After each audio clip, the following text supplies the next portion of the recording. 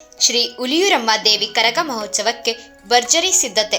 ಚನ್ನಪಟ್ಟಣ ತಾಲೂಕು ಕಸಬಾ ಹೋಬಳಿಯ ಅಬ್ಬೂರು ಕ್ಷೇತ್ರದ ದಶವರ ಗ್ರಾಮ ಪಂಚಾಯಿತಿ ವ್ಯಾಪ್ತಿಯ ಅಣ್ಣೂರು ಗ್ರಾಮದಲ್ಲಿ ಇರುವ ಶ್ರೀ ಲಕ್ಷ್ಮೀ ನರಸಿಂಹ ದೇವಸ್ಥಾನ ಹಾಗೂ ಶ್ರೀ ಕ್ಷೇತ್ರ ಹುಲಿಯೂರಮ್ಮ ದೇವಿ ದೇವಸ್ಥಾನ ಸೇವಾ ಟ್ರಸ್ಟ್ ವತಿಯಿಂದ ಶ್ರೀ ಹುಲಿಯೂರಮ್ಮ ದೇವಿ ಕರಗ ಮಹೋತ್ಸವವನ್ನು ವಿಜೃಂಭಣೆಯಿಂದ ಆಚರಿಸಲು ಸಿದ್ಧತೆಗಳು ಪೂರ್ಣಗೊಂಡಿವೆ.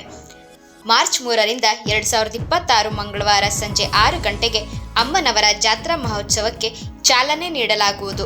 ಸಂಜೆ 6:30ರಿಂದ ಅನ್ನ ಸಂತರ್ಪಣೆ ಕಾರ್ಯಕ್ರಮ ನಡೆಯಲಿದ್ದು, ರಾತ್ರಿ 8 ಗಂಟೆಗೆ ವೀರಗಾಸೆ, ಪೂಜಾ ಕುಣಿತ, ಪಟ್ಟದ ಕುಣಿತ ಹಾಗೂ ಮಹಾರಾಷ್ಟ್ರದ ಭಕ್ತಾದಿಗಳಿಂದ ಗೊಂಬೆ ಕುಣಿತ ಕಾರ್ಯಕ್ರಮಗಳು ಜರುಗಲಿದೆ.